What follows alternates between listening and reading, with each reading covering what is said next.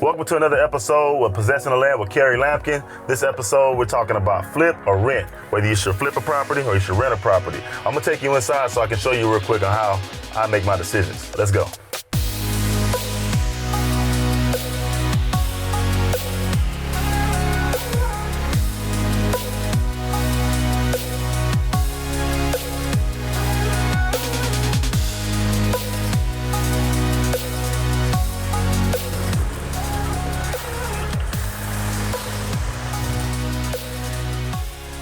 So we're here at my property. It's a 4-unit of property. What I was gonna do was actually convert it over to a 6-unit, but it's a lot more work and money. So I just wanna go ahead and get it going with the 4 units that I do have and get those things repaired. So right now we're gonna walk in and check on the progress of the work and just get a scope of work and see what all progress has been done. So I'm meeting the contractors here. So come follow me inside.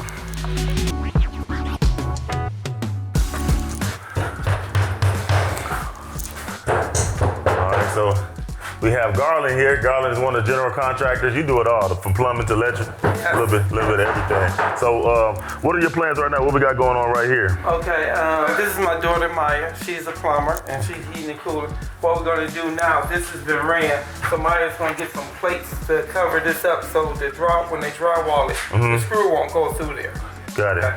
So you got your daughter doing your plumbing work. So that means she's trained well then. Yeah, she's trained well. And she knows what the code is. Okay. So she knows what the code is. That's what's important too. You always want to make sure you find contractors that can get things up to code. Because if you don't, you'll come across problems. And he did a couple of the work that I hired people that didn't know code, and he had to come in and go right behind them and fix it up. So our scope of work today is basically getting everything closed up. We done ran the electrical.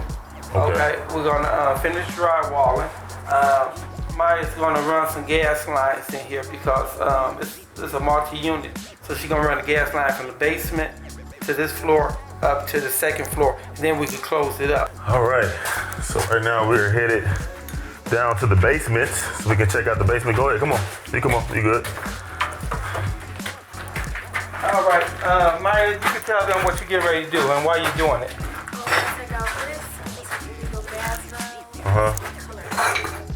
Oh, it's a what? A legal gas valve. A legal gas valve? And tell them why it's legal. It needs to be color-coded. Color-coded. So what do you mean by color-coded? What's that? It's yellow, so you'll know what to be able to turn. See, gas valves now, the city requires you to have the gas valve to be yellow. So if I send you down here to turn off the valve, I say turn off the yellow valve. You'll be able to tell a child that. Oh, okay, got you. But when you have a valve like that, it's no color to it. Yeah. So she's gonna take all that out and it's gonna be put up to the right way. Okay, that sounds good. So, you was mentioning something about some drains. You were saying that they gotta make sure they cover it like this? Yeah, make sure all the floor drains is covered here. Okay. And so what has happened here, now Maya's getting ready to get the gas line set. These are the chimney lines that's required by the city now. Okay. And what this does is it vents all the way out into the to the chimney outside. This way you don't have the carbon monoxide backing up anymore.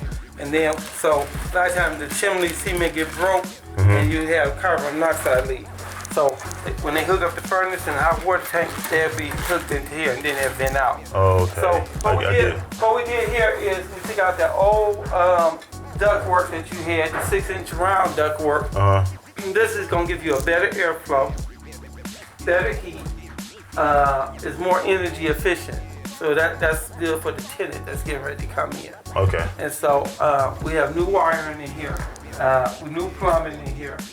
And we're getting ready to level off the basement. Your guys is doing the basement. Yeah. My guy's doing the basement. He ain't gonna take no credit on that. No. But that was a good call because you don't want it to become a tripping hazard. Yeah. But like that, the drains and everything, we always want to make sure that we cover those drains. Okay. Right. It's like a main drain.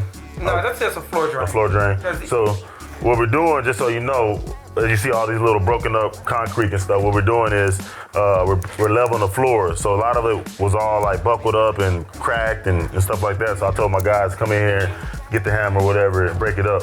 And then I want to save. Is it possible to save some concrete instead of? Yeah, you'll be able to do it. You're not gonna And just go over it a little bit to level it out? Yeah, you're not gonna get your, we put some self-leveling flooring on here. Self-leveling. But we still want to make sure we got the belly pitch so when the water backs up, it do go to the drain. Okay. So now I'm going to let you look and see if you find any more of those legal gas valves throughout here. And then take those off. Then we're going to cap them. And then we're going to run them the right way that it should be. Have you guys seen the before photo of this property, of this room by itself? There was a hole in the floor.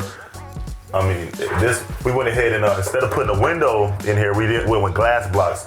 It's cheaper to go with glass blocks than actually reframing it to put a new window in there. Because all the restroom needs is required to have a vent. So we was able to install a vent and everything. So what we're gonna do is we're gonna take this out and reframe it, make it real nice. One of the things that you have to have when you're dealing in this business of real estate, especially when you buy the properties I be buying, you have to have vision.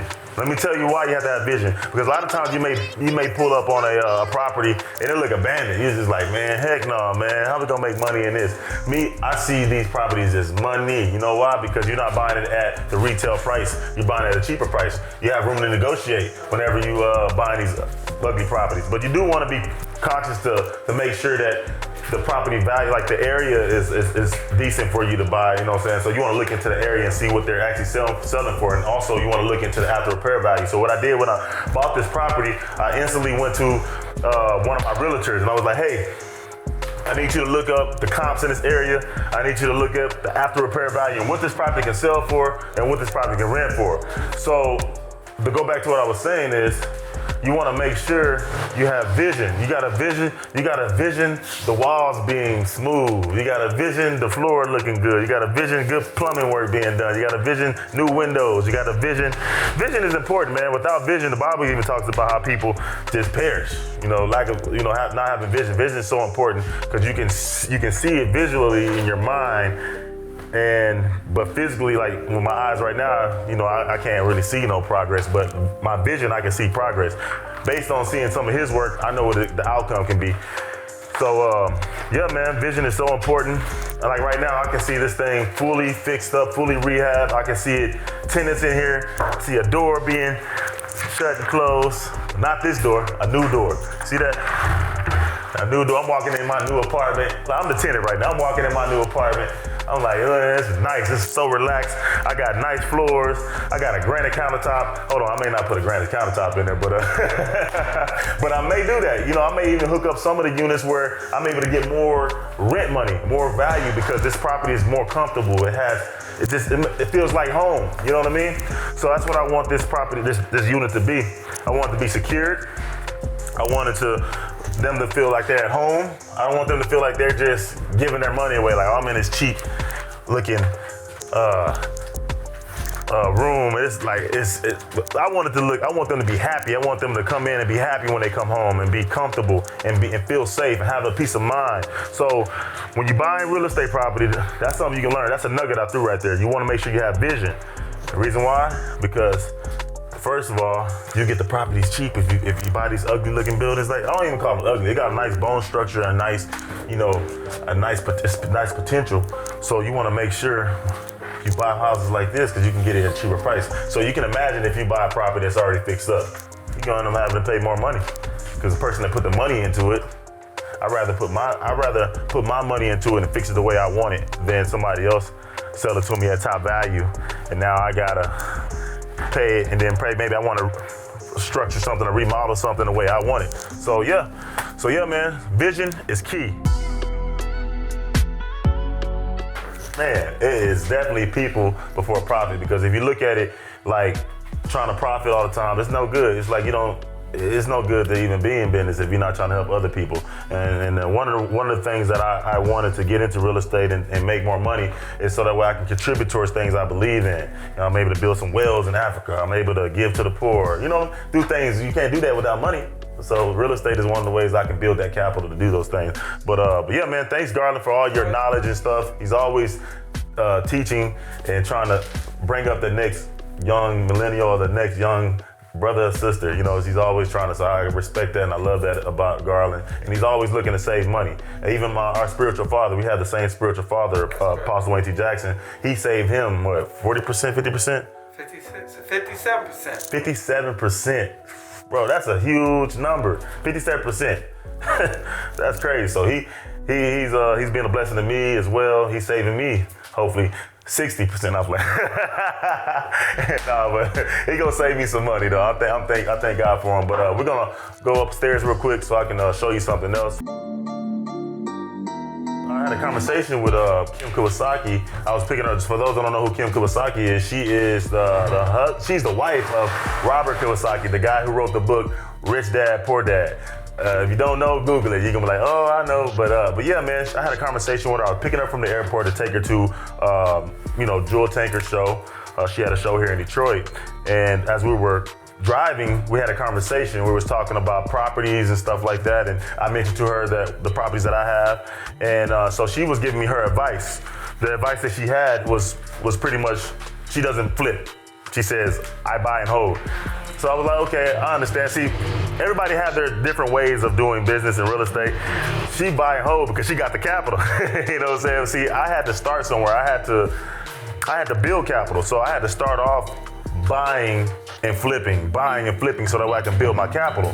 So with Kim, when I told her what I was doing, she's like, I love what you're doing, but you gotta stop flipping and fixing and flipping. You gotta start buying and holding. I said, okay, well, why do you think I should buy and hold? So she began to tell me, all you're gonna do is end up buying more other assets with that money you get. So why not just keep it?